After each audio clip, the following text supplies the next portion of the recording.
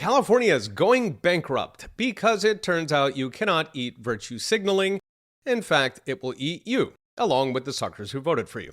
A few days ago, the Wall Street Journal reported that after a $100 billion surplus just 2 years ago, a surplus that was squandered on everything from crony green projects to homeless encampments, California is now staring at a $68 billion hole, with another $87 billion in future deficits projected. So that comes to a cool $155 billion, enough to buy roughly 5 billion shovels suitable for cleaning human feces. For perspective, that is nearly 4 times Florida's annual budget. So how did California get so bad so fast? For starters, the clowns in Sacramento ramped up their controlled demolition of the largest state in the nation while squeezing the rich so hard they popped all the way to Dallas. But an odd little IRS quirk opened a loophole that the addicts in Sacramento drove a truck through.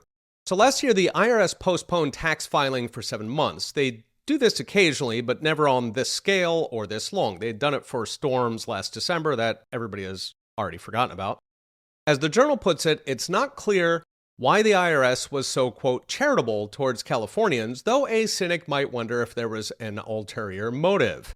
Namely, to expand the window for brand new IRS agents to audit Californians.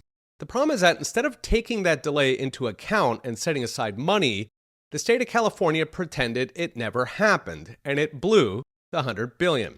It's as if work accidentally sent you 2 paychecks, and you spent it all, even though you know you have to give it back. Now, you wouldn't do this if you actually cared about, say, keeping your house, but of course, the ruling oligarchy in California does not care about such things. So in short, they tricked Californians $68 billion deeper into debt so the IRS can have a good hard whack at them. Yes, many of us do wonder why they keep voting for it. Thing is, IRS games is only the start because California has squeezed the few remaining productive people who remain in the state, largely to blow billions on utopias and unicorn farts. At this point, just 200,000 California taxpayers, that's out of 20 million, now fund half of the entire $640 billion budget. Nearly 1 million of those tax slaves ran away last year, going to states that show somewhat more restraint about strangling the people who actually pay taxes. So what's next? Brought to you by Unchained. These gimmicks would all be good fun if California were doing well. It is not.